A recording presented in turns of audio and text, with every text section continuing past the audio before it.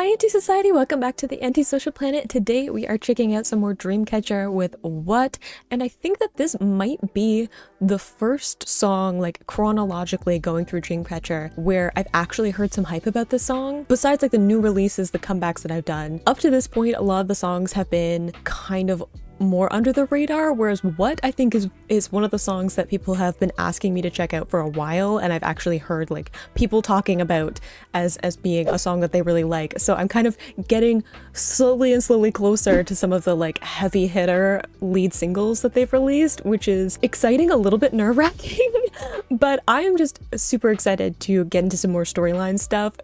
I'm so invested now, and we've gotten into some really cool concepts with the change up in the last music video with Yoohyeon. So let's get into this song first though, check out the production, the vocals, the lyrics and all of that, and then we'll try to leave some of the storyline stuff until we get to the MV, but I make no promises. Oh, I'm nervous.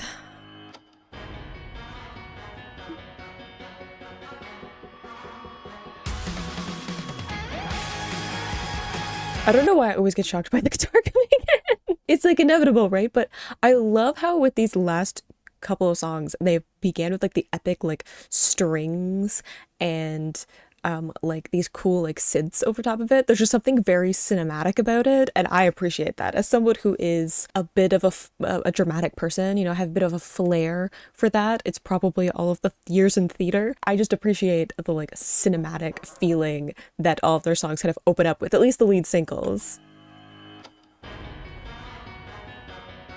These pictures are really cool too.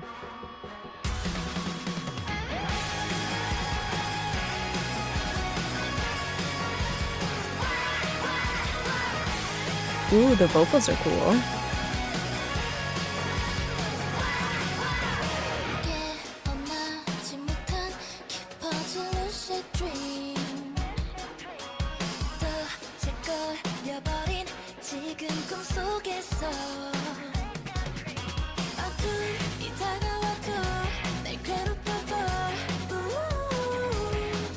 Ooh, I love that little vocalization there.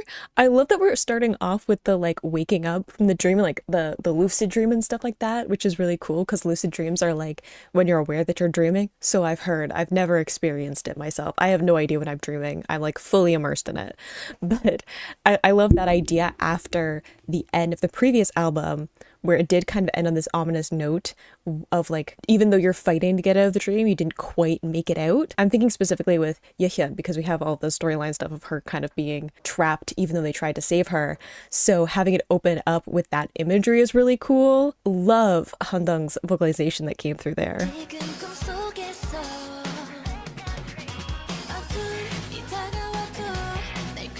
Oh, the guitars are cool too.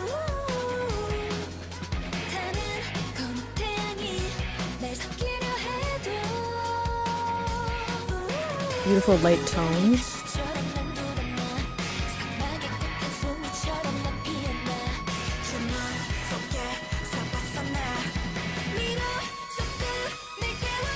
Okay, I know that we're getting into the chorus, but I love all the imagery so far, the like blooming like a flower in the desert, like this idea, especially like when we had in the imagery in You and I, we had where Yoohyeon was where it looked like sand. So interesting again to kind of keep that imagery going throughout, and just like all of it being like waking up from lucid dreams, the like needles and that kind of a thing, like this feeling of like fighting back but also kind of fortifying yourself in a way. Like it's not just let me fight back on this like dream, this nightmare or whatever.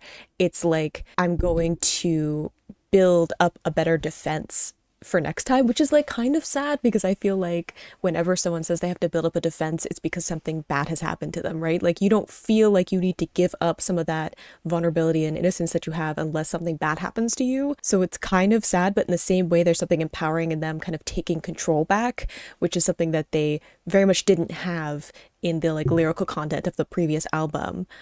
Loving all the guitars too. Love that we have some soft vocals coming in. Whenever there's like a Dami vocal moment, it just like hits me in a different way. She's such a problem for me.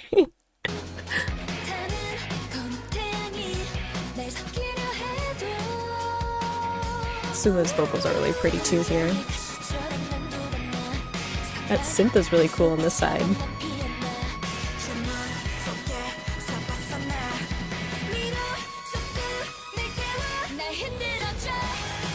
Ooh.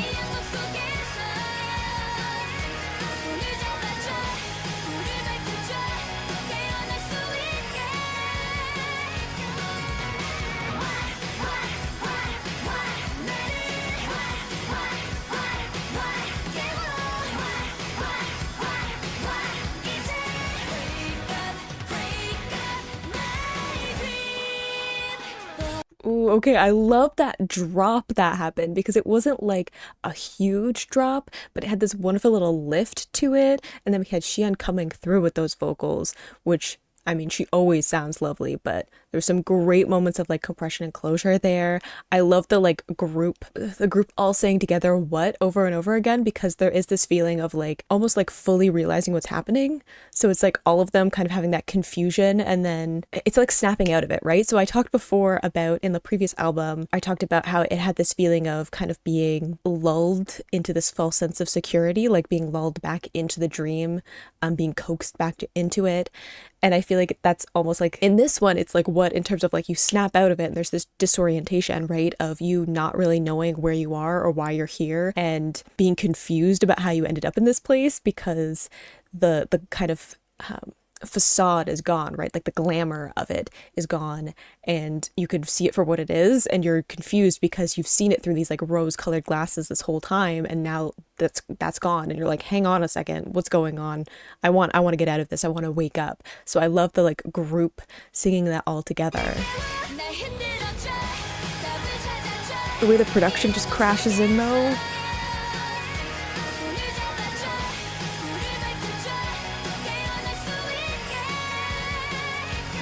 Beautiful.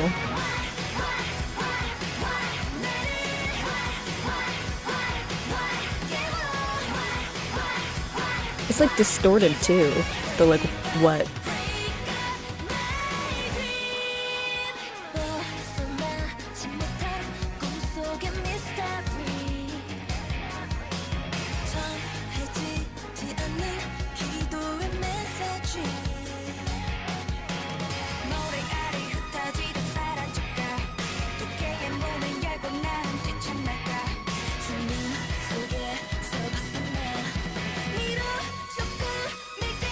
Okay, I know I'm pausing again before the drop, but there's so many good images in this. The mystery aspect of it, which I think is interesting because it's like something to be solved, something that's intrigue, and like for me anyway, mystery is something that can be fun for a while until it like overstays its welcome, right? So like there are certain mysteries that I like. I like mysteries in fiction. I like little mystery games. I like when it's like a controlled mystery. But then when there are mysteries in real life, it bothers the crap out of me because I need there to be closure. I need there to be an answer. So, you know, a mystery could be fun and it can be playful maybe to start with, but then after a while it just becomes frustrating, but it also becomes like disheartening. So I like the transition of kind of earlier on in the Nightmare series where we had them very much playing with the idea of like being in this nightmare, and there was something, I don't know, there was something that they seemed to enjoy in it, right? Like it was a game.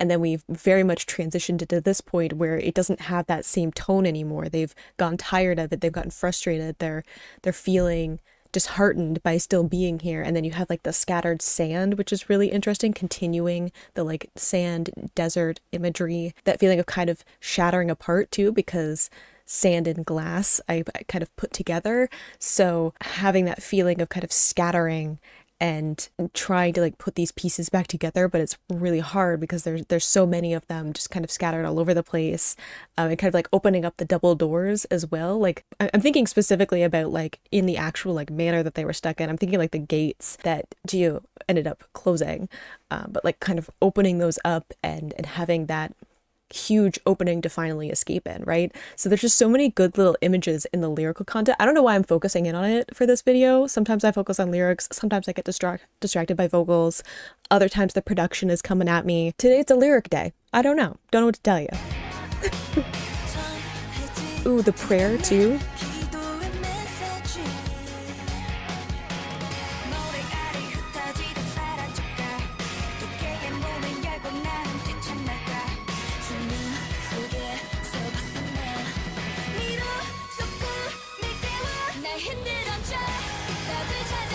That drop just hits well.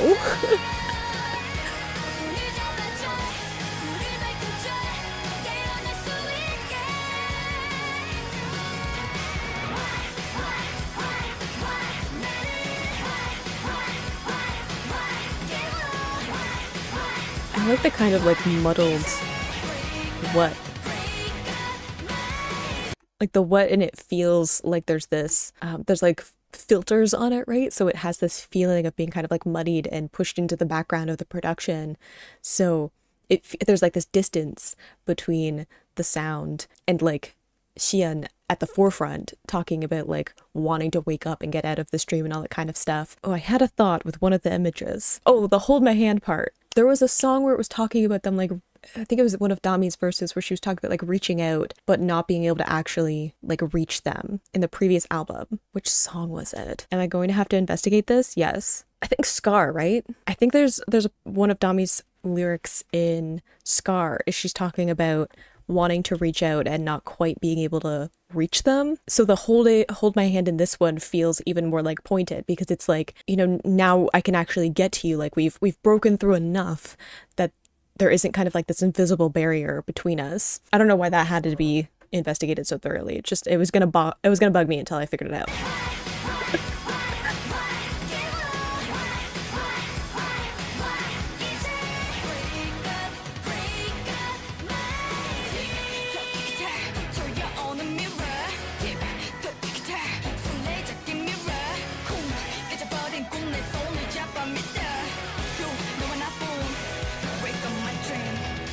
I think interesting that there she went like she talked about like scattering her dream. My dream has shattered. Sorry, my dream has shattered.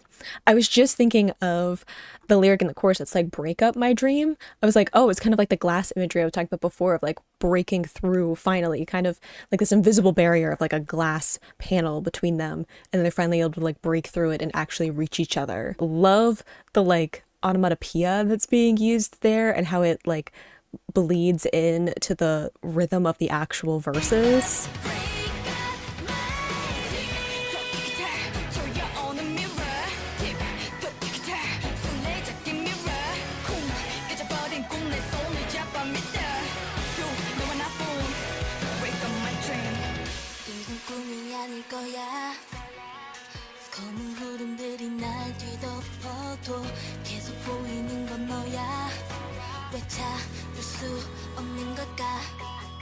Ooh, okay.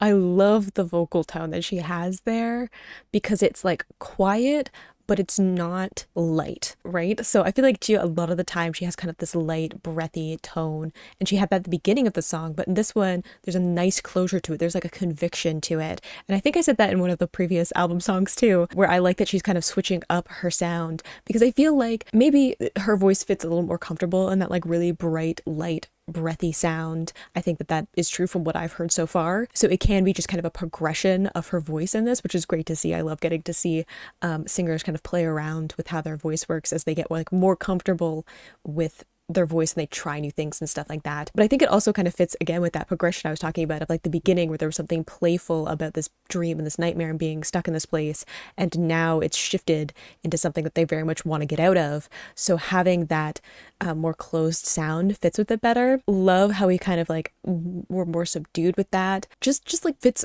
really well with that.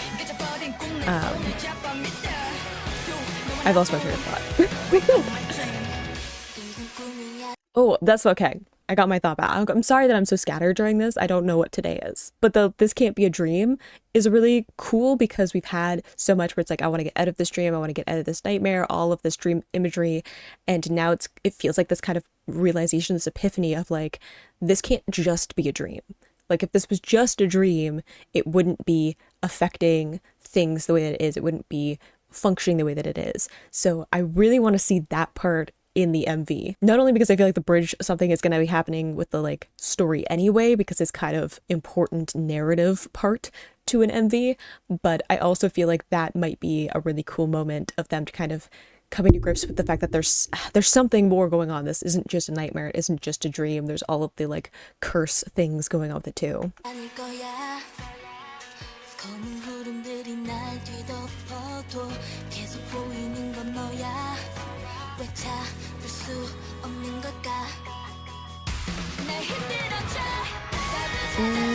Ooh, the vocal.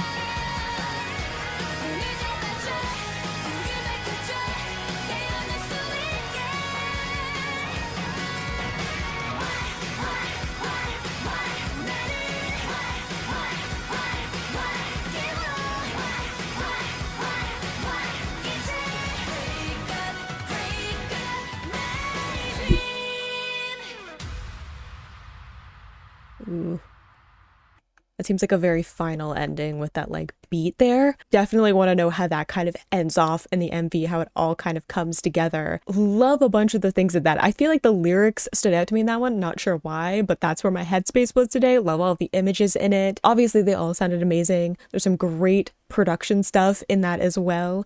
My one thought though, I'm gonna kind of put this in two parts, okay? One is like personal opinion. I'm sad that only Yoohyeon got to sing the chorus. I was looking forward to hearing some of the other members get to take on that part. However, I do wonder if there's like a narrative reason for that. Like if I watch the MV, will there be a reason that Yoohyeon specifically is singing that part? I'm willing to accept that there was like an actual artistic reason for it. It could have also just been like a logistic thing. I don't know what the decision was for the line distribution. I know that people kind of can fixate on line distribution, and I always try to think of it in the context of like, this isn't just a recorded song. It's a music video with a narrative. It's also a live performance where there's going to be choreo and there's going to be other songs that they're performing around this song. So there's lots of different reasons for why someone might have certain line distributions over someone else. And they might change it in the live performance too. Line distribution changes all the time between the recording and the live performance, and it throws me off because I get used to the recorded distribution and then I watch it live and I'm like, hang on, that is not the right voice for that part. It's different now. So who knows, but we're gonna check out the MV and get into storyline things. I'm so excited. Starting off with the like, it's almost like a crystal ball. There's like crystals in it, but I'm also thinking crystal balls like divination kind of thing. Could also be a snow globe. Could go either way with their like imagery. Ooh. Oh, I'm already liking that we're getting some choreo. Ooh. Oh no, I got chills with that choreo. I also love that they're kind of in this like liminal space too, like all of them. Also, who has the bright orange hair? Is it Handong? I'll be able to see better with a different screenshot. But I love that because before we had just Yoohyeon that was kind of in this liminal space of like whites and blues and stuff in the Yoohyeon MV, and then now we have all of them in kind of this liminal space, which I mean should be nerve-wracking because I don't want them all deeper in the dream, but at the same time I feel like they all have to work together to get out, so they all have to be together at some point, and they're not going to leave Yoohyeon behind.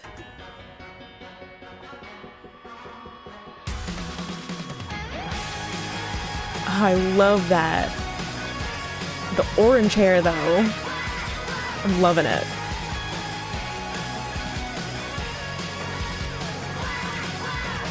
Gosh, there's so many images.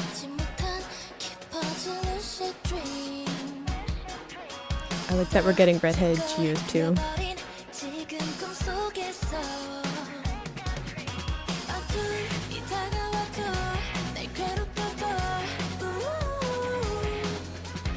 I find it so interesting that we're getting like these urban images in this one because we definitely didn't have that up to this point. It was very much, it had kind of like a gothic, almost like Victorian manor kind of thing. With the like estate that they were in. It had something that was very like, I don't know, like old money kind of feeling, but also there was something kind of like preppy about it too. Very like European, like I'm thinking like England specifically with it. Whereas this one has way more like urban like images, both in terms of like this scene here with the type of like decor in the bedroom, but then also with it almost looks like a gas station or something, or like a convenience store kind of place, and then like the graffiti and stuff like that. So there's definitely this shift in the imagery, which is really cool, which I think kind of fits with it because you think of like an estate, kind of old money, kind of like preppy kind of things. There's something kind of fantasy about it. We even had like the forest that was like around the estate. So it kind of fits into that like fantasy kind of feeling.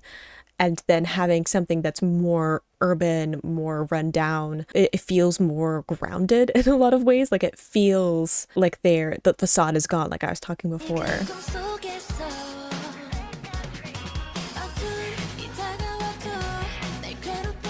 I need Yoohyeon to calm herself though.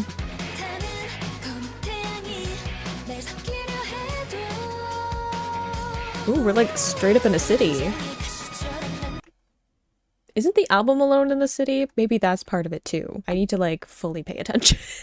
Look, the problem is that I've been getting so much info in terms of songs and album names for so long with Dreamcatcher that at this point I'm like, hang on, I have to keep track of where I am in the timeline because we've been switching around for comebacks.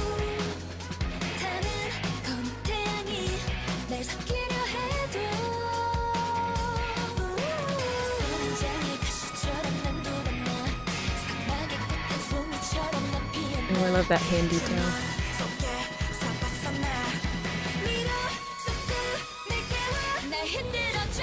No, don't go back into— oh, that was a cool effect though.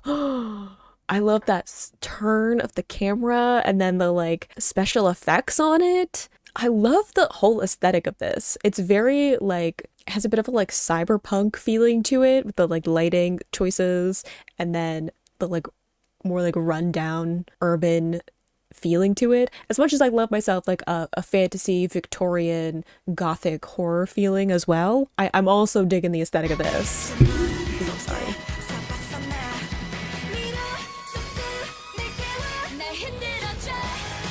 That's such a cool transition. The feathers too. Gosh, look how lovely she is though.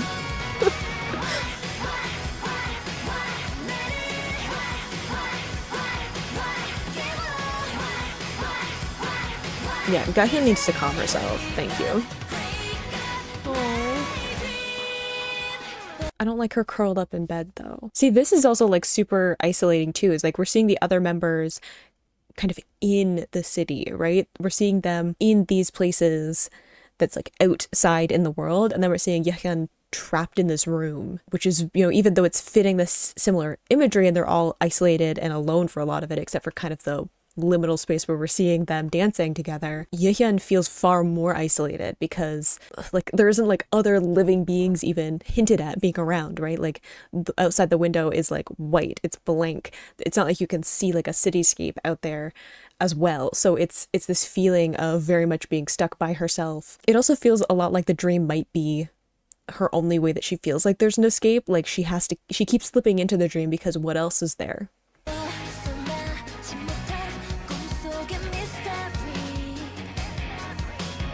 She also has the floral patterns, which I feel like might be significant.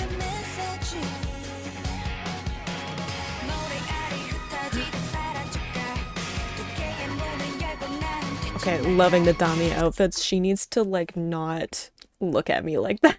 Look, okay. Dami and I have been going back and forth for a while now. I think it's been about a year since I started reacting to Dreamcatcher, which seems crazy. We've been going back and forth. I like officially right here. Dami and I have beef, okay? Because she does not need to look at me like that, okay? After the like the staff twirling thing that we had before, no. Nuh-uh. Mm-mm. No, ma'am.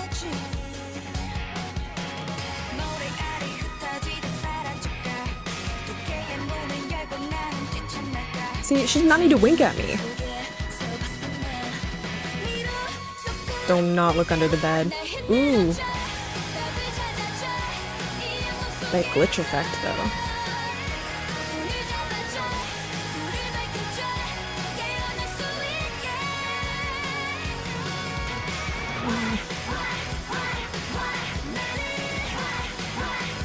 Dami, ma'am. In that suit.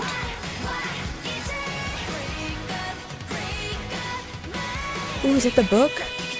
Okay, no, see, I need a break. The outfit choices, amazing. I feel like, if I can get my words, I feel like they're all kind of dressed in a similar kind of aesthetic. It's almost like this, I feel like there's some punk elements introduced into it. There's also, I feel like, some retro feeling. We have like the oversized kind of suits, which makes me think like 80s, but they are all kind of fitting in to like a certain aesthetic. And then we have Yoohyeon when she's by herself and she's in that long floral dress. It feels very significant that she's like even down to the clothing that she's wearing, she's in a very different style than the others. Dami in that red suit though. Also Yoohyeon with the like black shirt and the red harness going on. A+, where do I get some? This outfit.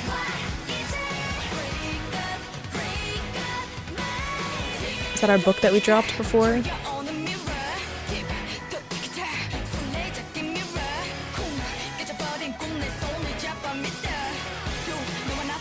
The clown freaks me out.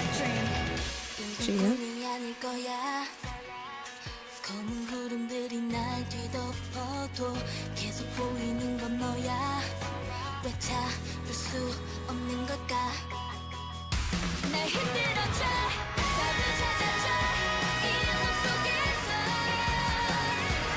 Oh no, don't go backwards.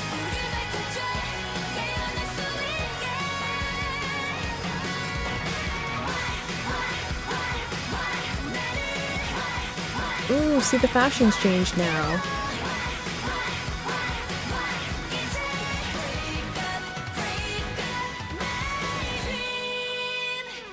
I feel like we started over again, though. So many questions. Okay, I saw like the cards, which is interesting.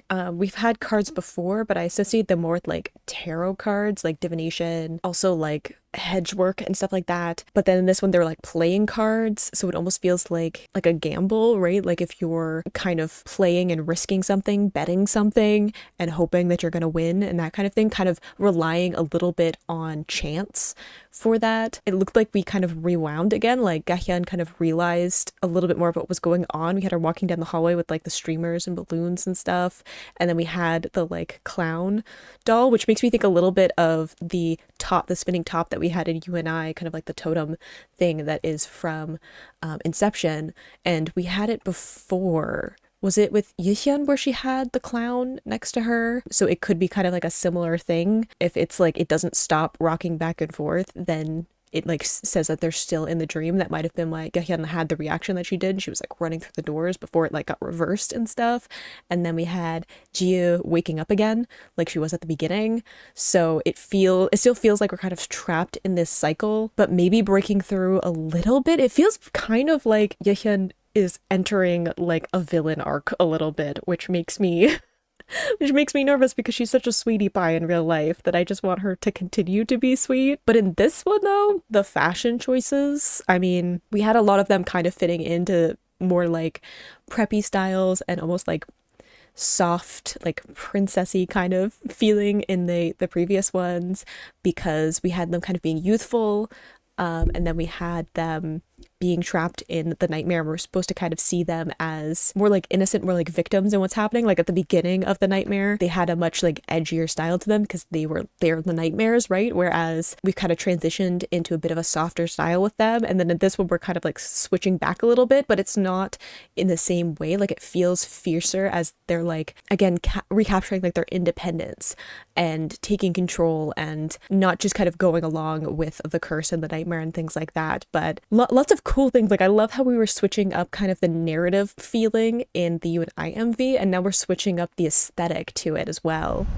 I feel like this MV was more of a like thematic shift than a like full narrative. So I feel like You and I had so many narrative things happening in it because we were taking this sharp turn in the story, whereas this one was more about like shifting the characters. Like it was a character study more than it was a narrative one, which I think is really good. I always talk about like in like narrative storytelling where you need to have scenes where stuff happens and the plot goes forward, and then you need a moment where characters get to process the stuff that happened, right? So you need a moment of reflection and shifting in the characters because the events that happen in the plot have to affect the characters and change them, shift them. Otherwise, why is it happening, right? So I feel like this was that like character shifting moment where we get to see the other members shifting away from this feeling of like almost like desperation or trying to play within the rules of how the curse has worked up to this point, because we saw them using like magic and spells and that kind of a thing to try and get Yoohyeon out, and that wasn't working out. So now they're shifting the playing field, right? So we have a far more like urban feeling to it. It feels a little bit more like they're taking control and coming into their own and doing their own thing, whereas before they were kind of trying to fit into the system that they were in. Whereas like Yoohyeon, I feel like she's also shifted, but I don't know if it's for the better. I can't stop this feeling of like her at the end where her outfit changed. She was still isolated. I still felt like she was part of the dream, but I don't feel like she shifted in a way that was like her rejoining the group, which is what makes me nervous. Like, it didn't feel like there was this feeling of, oh, like she's figuring it out. She's gonna have a way out. She's gonna be fighting on her end, and then we just have to like fight on ours and meet her in the middle. It was like, I felt like she was almost succumbing to it. That puts me on edge, but I hope you enjoyed watching that along with me. You can click this playlist to go and see my previous reactions, or you can subscribe so you don't miss next time I post a Dreamcatcher reaction, and I will see you in the next video. Bye!